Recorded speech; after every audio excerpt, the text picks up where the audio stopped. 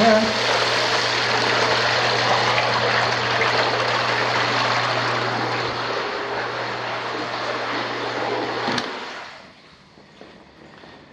The jacuzzi bathtub works. We do not have an access to the jacuzzi bathtub. Pump motor. The shower floor is cracked. We should have separate control handles, and also it's not mounted very well. The shower door should have a sweep underneath it, a gasket. It doesn't looks like it wants to stay closed very well either. Here's a trick I learned to keep the cooties down. Just let that guy drain for a little bit. Now this is an interesting thing here. When I plug my trusty little tester in here, it trips the GFCI. This thing's not very expensive.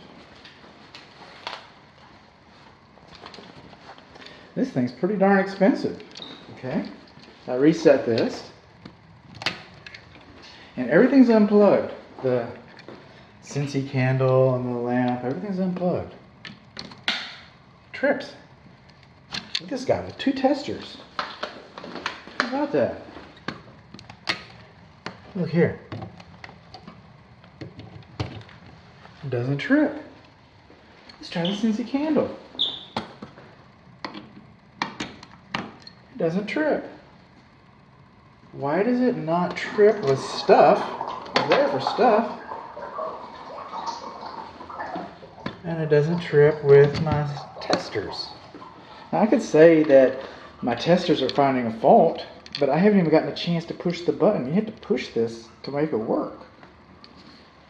It doesn't work. It doesn't anyway. It's kind of unusual. We got a cracked floor tile in here.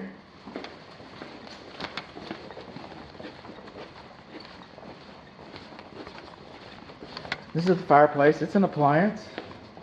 And it has a standalone screen. I don't know if this stays. Screens are not required. The hearth extension should be at least 24 inches, and we should not have combustibles that are within 12 inches of it. The gas starter, it doesn't have a gas starter tube, not in use. It should be capped off, or a gas starter should be installed. Got a few little cracks in the back of the firebox. Now, you know, this is a brass fitting. That's a brass fitting. So if that's a brass fitting, then that's a artificial gas log. If it's an artificial gas log, then this damper should be modified. You can't win. You don't have anything in here. So if it's not plugged in, if you don't install a tube, then you're installing a gas. And if you've got artificial gas logs, then you do not have an automatic a stopper on this fireplace. You do not have a device that keeps the damper from closing 100%, essentially making it foolproof. So depending on how you're going to use the fireplace would determine whether you put that, what you do with the damper. Also, we're missing the key, and I'll try and see if I can get some gas here in a little bit. I will.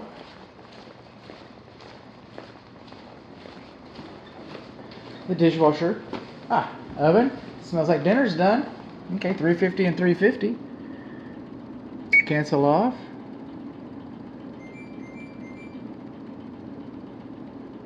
Cancel off. We got self-cleaning times, but I'm just not seeing oven lights. We do not have oven lights. It smells wonderful. Sign of things to come. High. Broil. High. Okay. Coming along. You shouldn't have marble, and that's not marble, that's ceramic tile. Countertop. Oh, it's even got corbels. It wasn't even required. Okay, I can roll with it. This is a GFCI device. Okay. With my cheap tester, like in the kitchen, like in the bathroom. And see, that works. That's how I tested it. That's how they're supposed to work. Huh. Coming along here. Now, when this home was framed out, this is the wet bar, and it's got a GFCI hidden back up in there, and we just got to assume that it works. We do not have a strainer basket for the wet bar.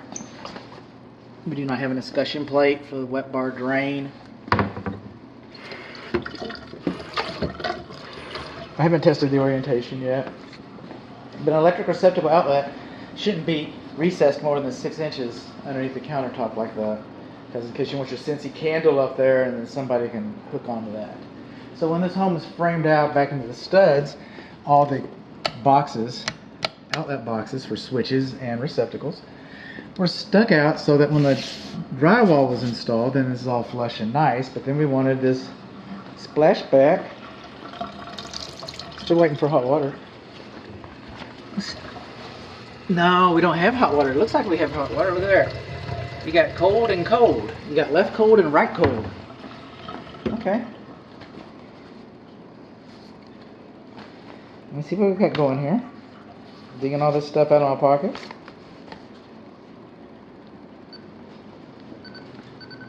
The old left and right cold water trick on the wet bar.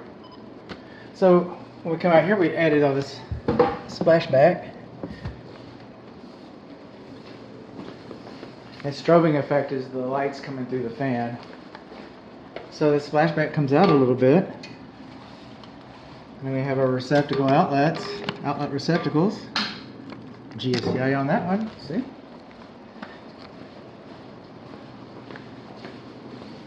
But now it comes back and the GFCI does not trip for the disposal. Maybe it does. Doesn't trip for the dishwasher. Doesn't trip for the dishwasher. It does for the disposal. How about that? Leave you on. See if I can find you.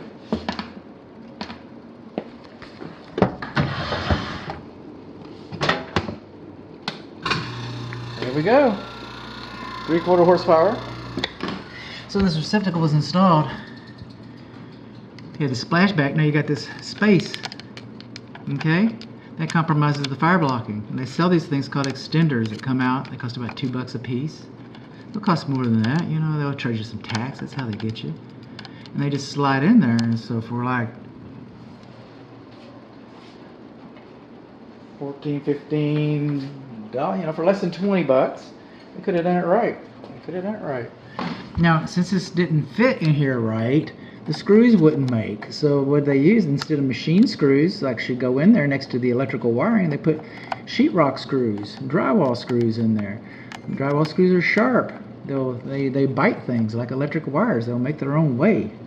That's why people use them. So it's got the wrong kind of screws, and we have gaps around our junction boxes. The dishwasher, which is not GFCI protected, nor was it required to be when the home was built, to be fair. Your splash guard is a little warped. Okay. But as the drain line comes up, as you'll see, come on.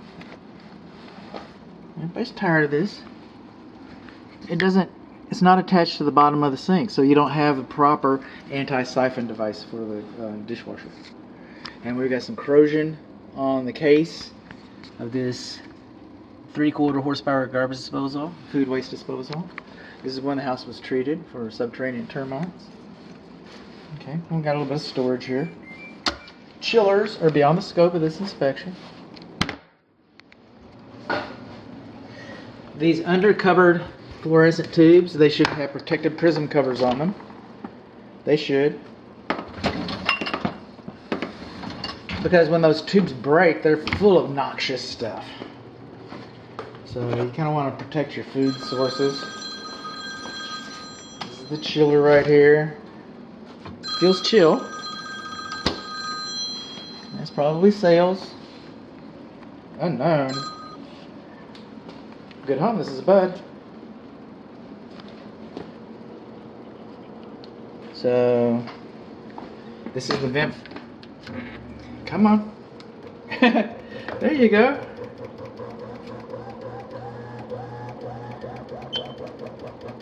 Turn the door 9.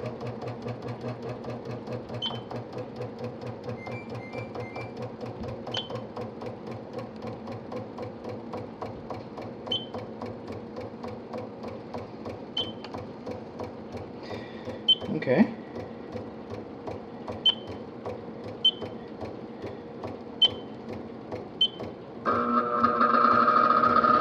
sounds rough, doesn't it?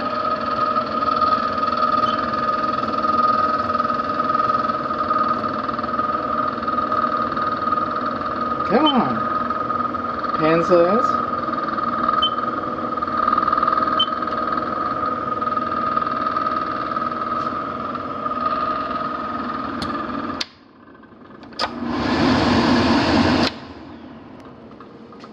Okay, we got a light up here. Power off. There we go. And this is hot, hot, hot, hot. Okay. Sub-zeros are beyond the scope of this inspection, but it's like refrigeration equipment. If it conveys with the house, and it probably does. We're broiling, man. Woo. Hope the smoke alarm doesn't go off. If this refrigerator conveys with the house, even that one, then it should be serviced. The fan should be serviced, the coil should be cleaned, the water filter should be changed. And the laundry here, already did that.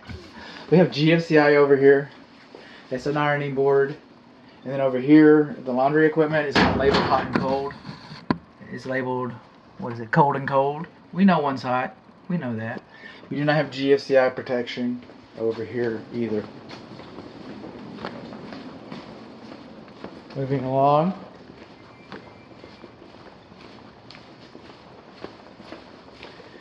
If you trip this GFCI, oh, it's got its own GFCI, excuse me. Bathtub, it flushes, it hot's on the left, everything is pretty much normal in this bathroom. But I just got from the master bathroom and I'm in the half bathroom now. And I just gotta say that I haven't found any vent fans in these bathrooms. Good home, this is Bud. I'm sorry? Oh, yes sir. Okay. No sir, I'm upstairs. Okay, thanks. Bye. Okay, we're still trying to turn this air conditioner off. Okay, so we got heat upstairs and downstairs. It was a little slow for me. Before.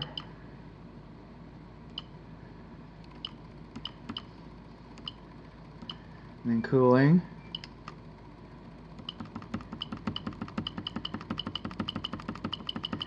And this is an automatic thermostat, so it's going to readjust itself.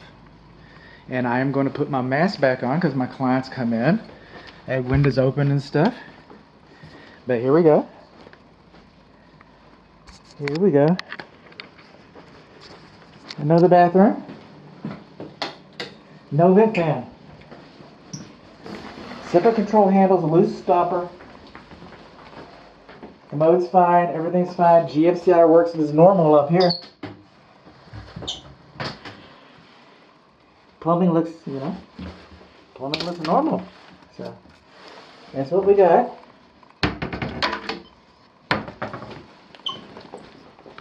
Moving on along. The downstairs thermostat is in the master bedroom. Upstairs thermostat's in the hall. The problem with the thermostat being in the master bedroom is that the thermostat's a dumb animal. All it knows is what you tell it to do. So you can be very comfortable in the main bedroom suite. Excuse me. You can be very comfortable in the main bedroom suite with the door closed, and people in the living room, other people might not be as comfortable. GFCI shower, hot's on the left, cold's on the right. Shower's fine, the commode's fine. That really is the appliances. It's the appliances and the plumbing.